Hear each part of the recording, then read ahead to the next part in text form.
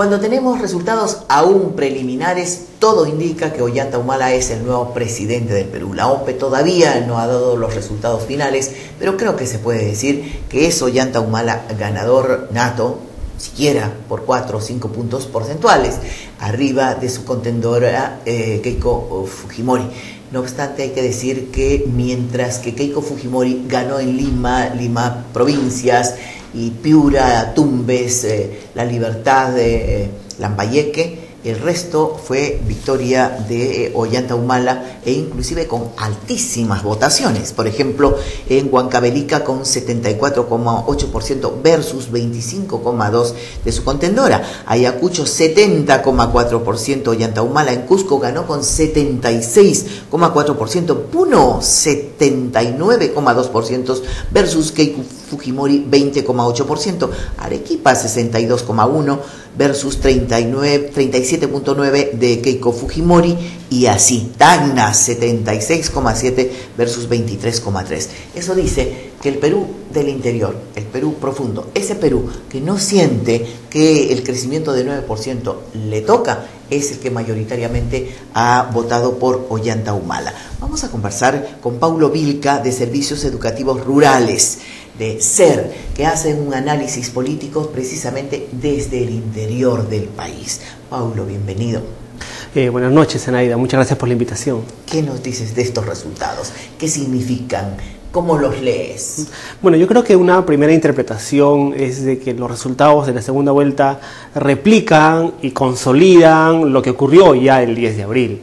Una votación mayoritariamente favorable a Ollanta Humala. Del interior, ¿no? Desde las provincias y especialmente del sur, ¿no? ¿Por qué Lima vota por Keiko y el interior del país por Ollanta Humala? Bueno, yo creo que eso obedece a varios factores. Uno, me parece que tiene que ver con lo que se llama el milagro del modelo económico, ¿no? Un sistema que digamos, impulsa el desarrollo más a nivel urbano, pero como la Defensoría viene señalando los últimos 5 o 6 años, con una serie de grandes conflictos en las zonas rurales del país, justamente en esas provincias que ahora votan por Ollanta Humala.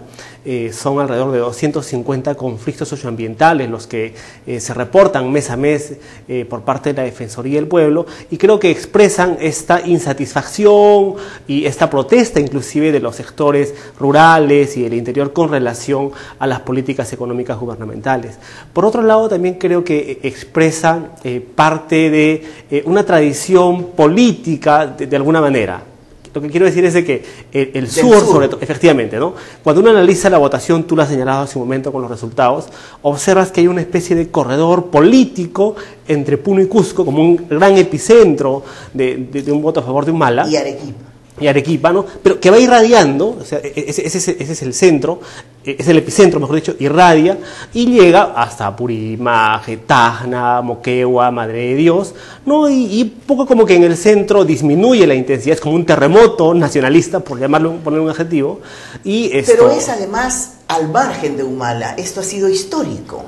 Sí, claro, el 2006 la votación, digamos, fue similar, y el 2001 también fue parte del país que apoyó a Alejandro Toledo, ¿no? Claro. Pero este voto, como decía yo, trasciende a Humala, viene desde antes, tú mismo lo acabas de anotar, con Toledo e inclusive con las decisiones anteriores. ¿Es que el sur es más exigente que el norte? ¿A qué crees que se debe? Bueno, yo creo que obedece a los impactos que ha podido tener, digamos, el desarrollo económico en el país. En el norte, sobre todo en la costa norte, digamos, ha habido un crecimiento económico tangible, ¿no?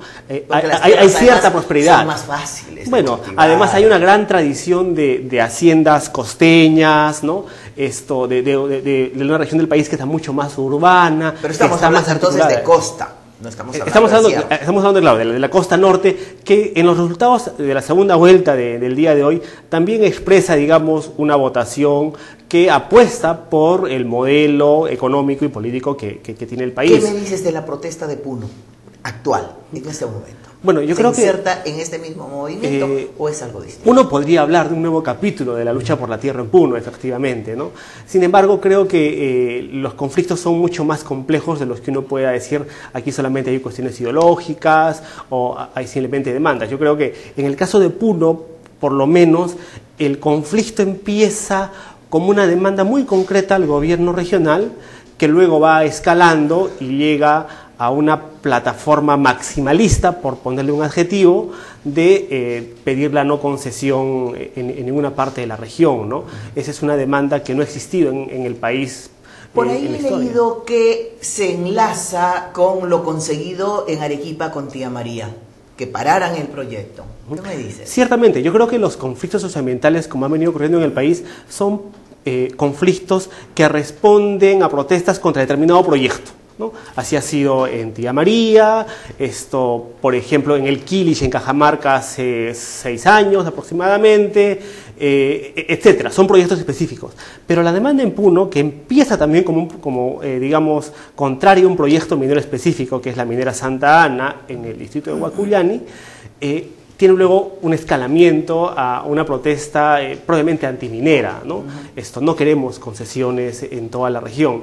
Eso es lo novedoso, tal vez, en este conflicto que se ha presentado hace unas semanas y que en cierto momento puso en riesgo la realización del proceso electoral. ¿Y es novedoso o resultó novedoso para ti o era previsible el tema de Bagua?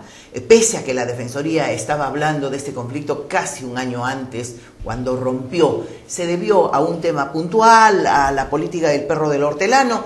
¿O piensas tú que la selva ahora no es la selva que era antes, donde parecía que no habían este tipo de protestas? Sí, bueno, yo creo que lo de Bagua empieza a gestarse el año 2007, precisamente con los artículos del perro del hortelano del presidente Alan García, que luego se traducen en una serie de decretos legislativos. ¿Por qué se traducen pues en decretos legislativos? Así es, o sea, no queda solamente en un artículo publicado en El Comercio. No. O sea, hay una serie de normas, claro, que buscan reformar, radicalizar el modelo, por profundizar el modelo. Entonces, obviamente, hay una respuesta de la población, porque la presión por la tierra en las zonas rurales ha aumentado mucho con toda esta promoción de la inversión privada y el establecimiento de industrias extractivas en el país, ¿no? Entonces, ciertamente, cuando uno analiza los conflictos, es cierto que hay demandas muy concretas, de mayores recursos, de buscar beneficios de las empresas, pero por otro lado también existe una real preocupación por cómo se viene ordenando y organizando el territorio en las zonas rurales del país. Permíteme ir a una pausa y al retornar quiero preguntarte exactamente por ese tema. ¿Qué pasará ahora con Ollanta Humala? Hay quienes dicen la exigencia va a ser peor, maximalista. Le van a pedir que cierre las minas, que no haya explotación de petróleo o de gas en ninguna parte, porque obviamente la gente quiere seguir como estaba viviendo, cultivando su chacra, que compartir su terreno con una mina, además de la historia de pasivos ambientales que tiene el país. En unos instantes.